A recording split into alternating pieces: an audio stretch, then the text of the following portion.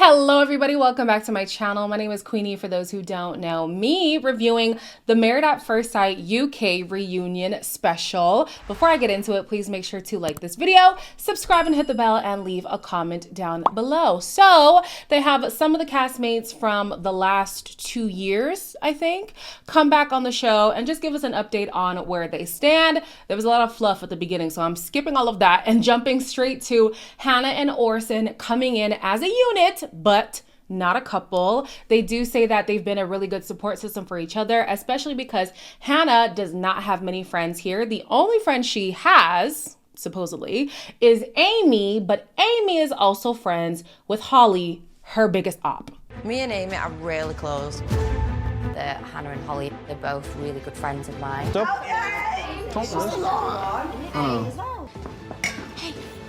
what's up?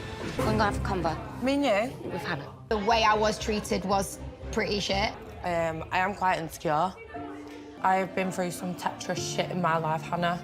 A woman come in and took away my relationship. Okay. Yeah. We could have had a very different experience. because Absolutely. I get it. So sorry. Thank you. Like, genuinely, from the bottom of my heart, at the end of the day, as long as you're polite to me and I'm polite to you, that's all that matters. Now, I don't think you have to stop being friends with somebody simply because one of your friends don't get along with them.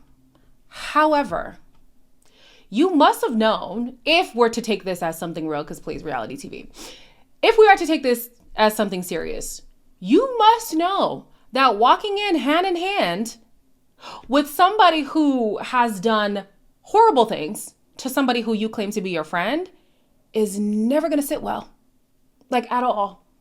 I'm thinking, if these girls are really friends and this conflict was really real, this would probably be the end of the friendship for me if I was Hannah. Regarding Amy, Holly gets emotional because she says that her insecurities led her to act the way that she did during their time on the show. She should have never lashed out at Hannah, and although she still feels like some of Hannah's behaviors were distasteful, her behavior was unacceptable, and so she apologizes. Hannah apologized for her own stuff, and they move on. And this is why it's important to try your best to get your insecurities in check. Of course, as human beings, we're always going to be insecure about something, but to be so insecure that you project onto other people is a problem. Whether it's jumping into a marriage or some kind of relationship or just having interpersonal relationships, it's important for you to keep your insecurities in check. Be aware of them and be able to notice when you are giving somebody an unjust treatment simply because of something that you are dealing with on the inside. So anyways, later on in the episode, they talk about the traits that they like in each other. I think Hannah said she likes how Holly sticks up for her friends, even though she was receiving the brunt end of that. And then Holly said she likes how Hannah really sticks things out, like how she did with her relationship with Steven, and then only gave up when there was nothing else to fight for. Christina and Kieran come in as friends, and Christina is so excited to show off this new and improved version of herself to Kieran.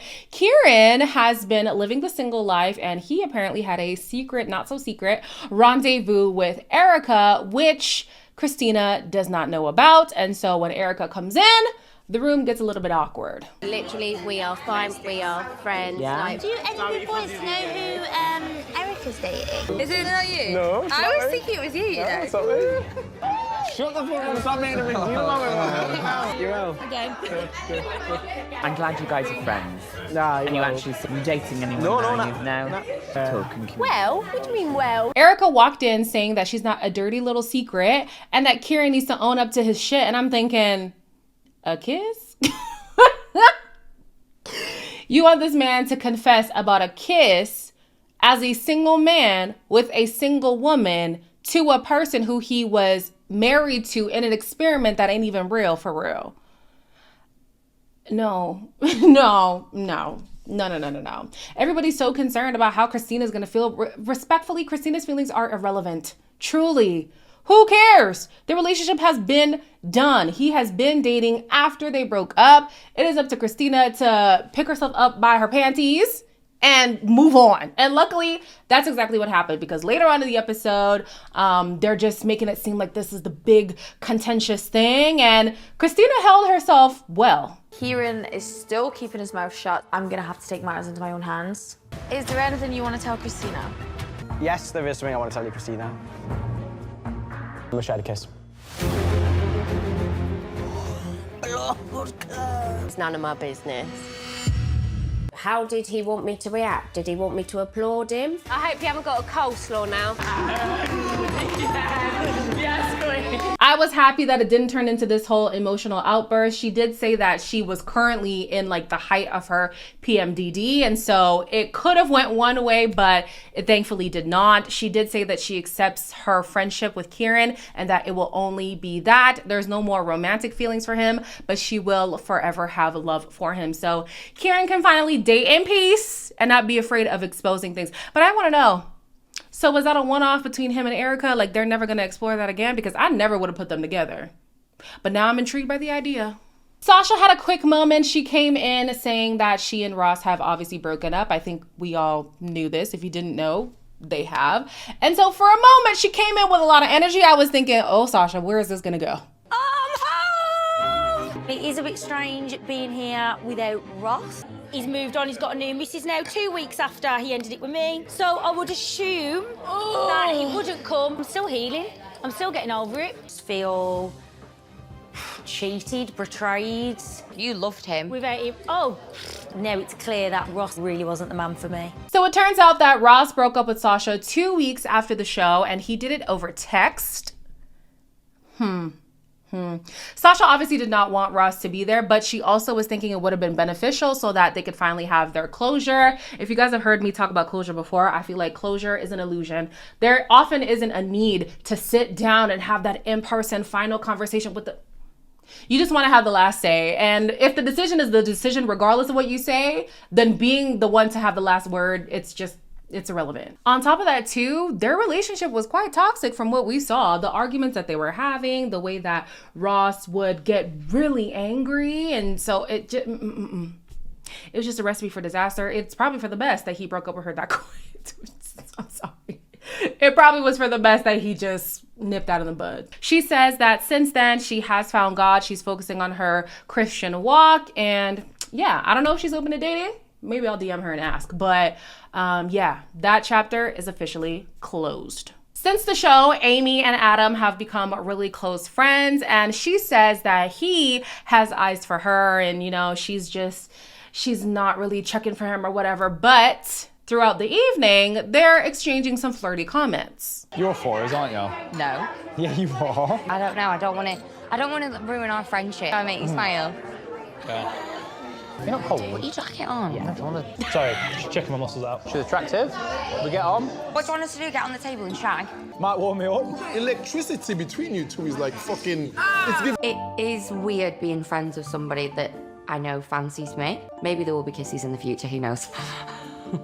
Amy says that she's afraid that they may ruin their friendship. And I'm thinking to myself, if people go into a relationship with the intention of, you know, pursuing something long-term, to have a healthy partnership, to be respectful in that partnership, then when it ends, it shouldn't be, sometimes it is, even if you tried your best, it shouldn't be to the point where your friendship is completely unsalvageable.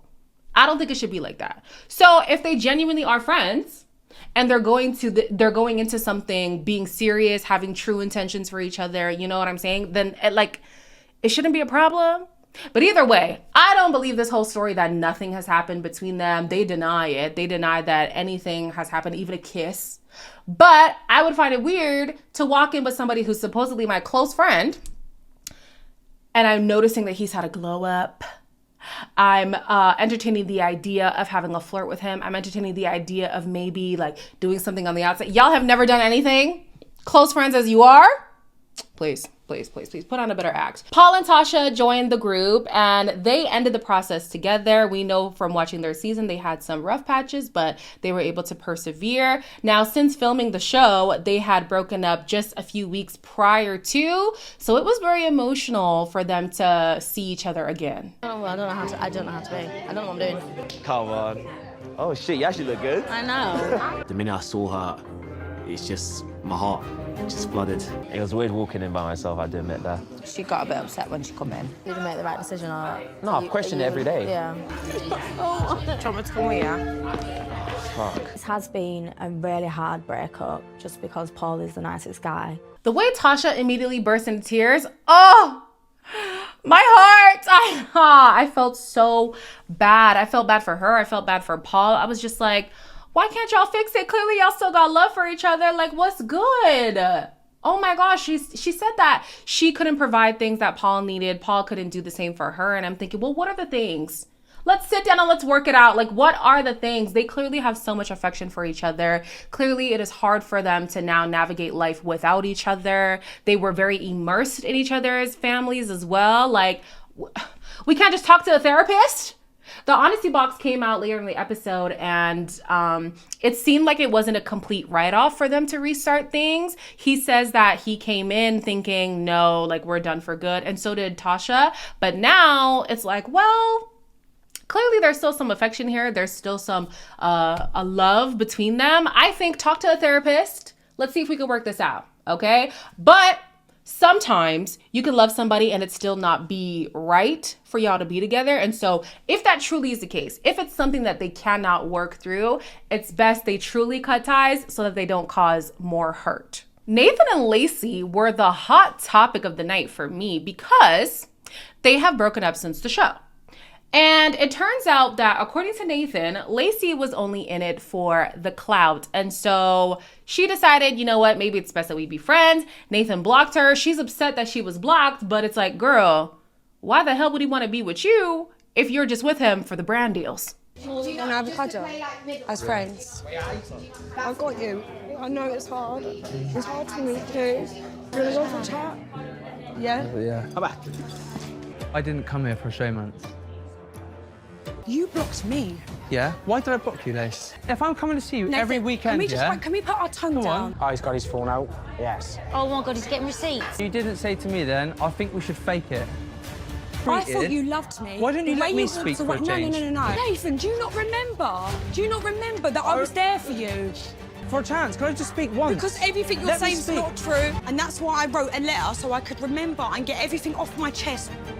I want to start by acknowledging the wonderful moments we shared together. The way you let me go without any warning does make me question your true love for me. To completely withdraw and block me broke my heart. Lace. No, it's not a bad letter. I wasn't Lace. digging you out. I think some people maybe have got in your head. What? I've read my letter now. Will you let me speak to you? I'm done. I didn't think so. Yeah, I I'm didn't done. think so. I can believe that Lacey was on, or Lacey wanted to keep the relationship going for clout. When Nathan calls her out on it, she doesn't even admit to it. She says, let's not do the tit for tat thing. No. He said you were here for clout.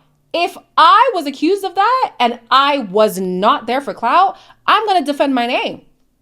It could have been cut out of the edit, very possible, but it was giving very much I'm guilty and I don't want to show that I'm guilty. So let me just make both of us responsible for why this relationship ended. Also, I believe Nathan because he got quite emotional a few times in this episode. And we know through the season, that was a hard thing for him. Expressing himself was so hard. And so the fact that the ending of this relationship has caused him so much emotional turmoil, I believe whatever he's saying. I do. And he was like, I have the receipts. Again, she didn't deny. What she does instead is she pulls out a letter and she reads it out. And it basically was like, and at the end of this, I'm done. Like she wanted to have the upper hand here. And I was like, not a good look at all. He even was like, so can I say something? No, we're done.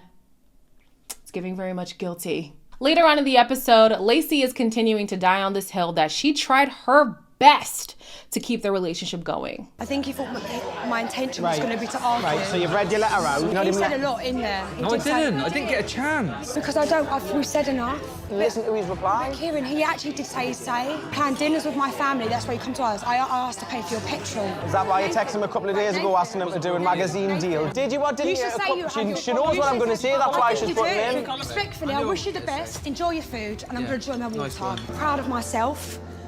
I was true. I fell in love with you, Nathan. Does anyone want to go after her, or we're just going to set her up? You know what this reminds me of? If you guys watch Love is Blind UK, Steven and whoever that girl was, I forget her name, but it was very clear that Steven wanted to make it seem like it was both people who were at fault for why the relationship didn't work out, when in fact, he was barely putting in the work, and it sounded like he came on the show to boost his, wasn't he a gym owner? To boost his business and whatever. He didn't travel to see the girl. The girl traveled like 7 times. He never pitched in financially, or if he did, it was very minimal. And he didn't even have a space that would accommodate her. And he just really was not in a place to get married. It's giving that with Lacey right now. It's giving, I came with a plan. Didn't you guys also say she was on Come Dine With Me or something? The girl came with a plan, and the plan didn't work out. And I feel like she was trying to jump ahead of the situation, but Nathan called her out, and I believe what he's saying. So she gets emotional, she walks out, and I thought it was very telling that initially, nobody got up and followed her. Nobody did. And so it was, what's her name? It was Ella, who was like, so no one's gonna comfort her? And then Sasha and somebody else, I forget. They were like, oh. I'm like, they know Lacey's lying. They gotta know that Lacey is lying. I need Nathan to post the receipts. Post them. I already believe him, but I just want us to have that like cemented proof that Lacey's a liar, because she was trying to come off as the victim and it just was not gonna work. Lastly, it's time for Matt and Shona to have their moment. They're the only loved up couple on the show. And so he decides to show his gesture of love to Shona. I've prepared something. What? Oh! 1 year and 4 months ago we met. You came at the most unexpected point in my life. You have helped me through the hardest time of my life. You got this, Matt. I can't thank you enough. I want to show you how committed I am with this ring. Now, immediately, I got emotional. I was like, oh my gosh, this is so beautiful.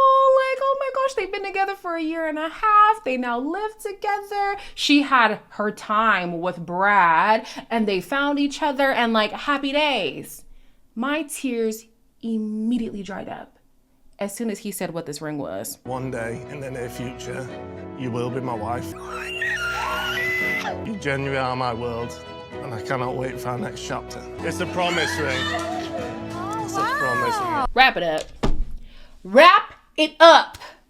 What the hell is a promise ring at our big age? Promise rings are for 13-year-olds, okay? Because you're gonna give me a promise ring that you're one day going to then give me another promise.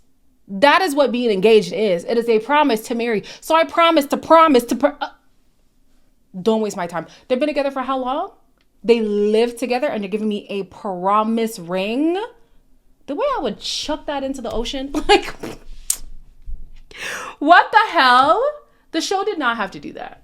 This had to be prompted by the producers because there's no need for a promise ring at the stage they are in their relationship. There's literally no need for this. I'm still rooting for y'all, but that was dumb, okay? Anyways, you guys let me know your thoughts on the reunion. And of course, like, comment, share, and subscribe as usual. And I will see you in the next one.